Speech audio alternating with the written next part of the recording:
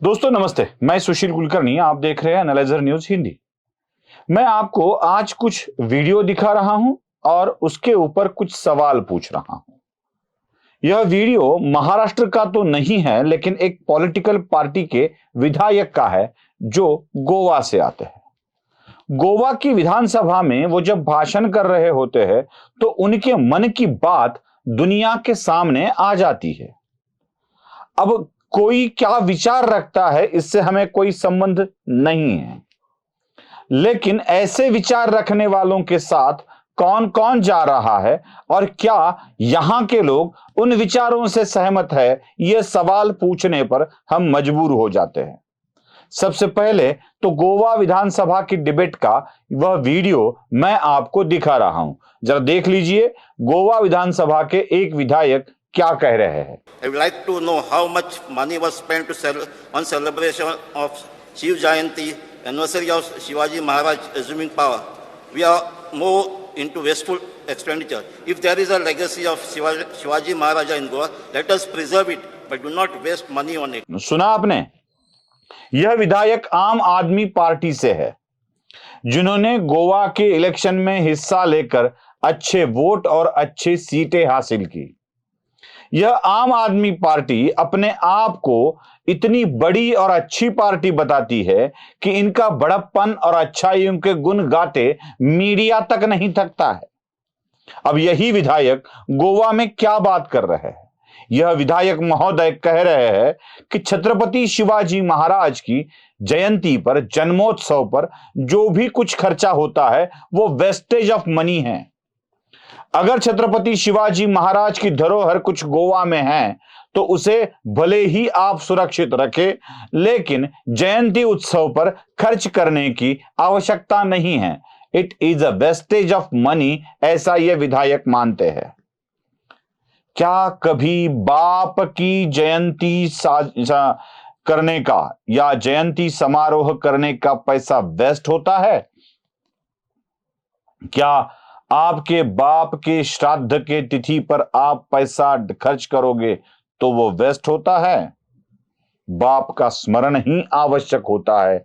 और छत्रपति शिवाजी महाराज महाराष्ट्र के और उस वक्त का गोवा भी उसी से लगकर था। बाप है इस क्षेत्र के और बाप के स्मरण पर पैसा खर्च हो तो उसे वेस्टेज नहीं कहा करते।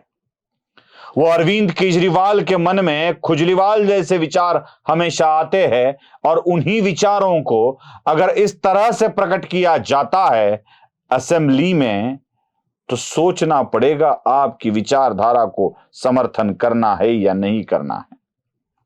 चाहे कोई भी हो, हमारे स्वाभिमान के साथ ऐसा खिलवाड़ नहीं कर सकता है।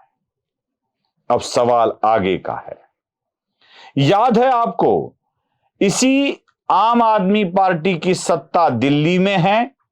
दिल्ली की सत्ता में केंद्र सरकार का हस्तक्षेप बढ़ रहा था। सर्वोच्च न्यायालय में तबादलों के अधिकार राज्य सरकार के पास दे दिए। केंद्र सरकार ने एक नया अध्यादेश लाया, नया कानून बनाया और इस कानून को मंजूरी की, स्वीकृति की प्रोसेस चल रही थी।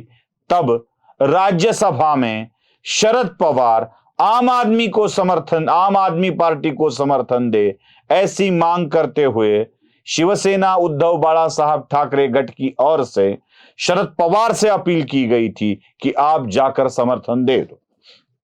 इतना ही नहीं, खुद शिवसेना ने भी केंद्र सरकार के विधेयक का विरोध करने का निर्णय ले लिया था और आम आदमी पार्टी के पक्ष में उद्धव बाला साहब ठाकरे खड़े हो गए थे। यही अरविंद केजरीवाल जब मुंबई आए थे तो उद्धव बाला साहब ठाकरे से मिलने के लिए मातोश्री पर चले गए थे। एक जिस्म मगर दो जान हैं हम, इस तरह का काम इन दोनों के बीच में चल रहा था। मैं उद्धव बाला साहब ठाकरे को याद दिलाना चाहता हूं, आपकी पार्टी के नाम के अंदर शिव यह शब्द है, यह छत्रपति शिवाजी महाराज को ही लेकर बनाया गया है, लिया गया है। उन्हीं का नाम लेकर, उन्हीं की महत्व को दुनिया के सामने रखकर आपकी पार्टी इतनी बड़ी हुई, बट गई, फिर भी खड़ी हुई। आप उस पार्टी को चला रहे हैं। क्या आम आदमी पार्टी के विधायक के इस मत से आप भी सहमत है?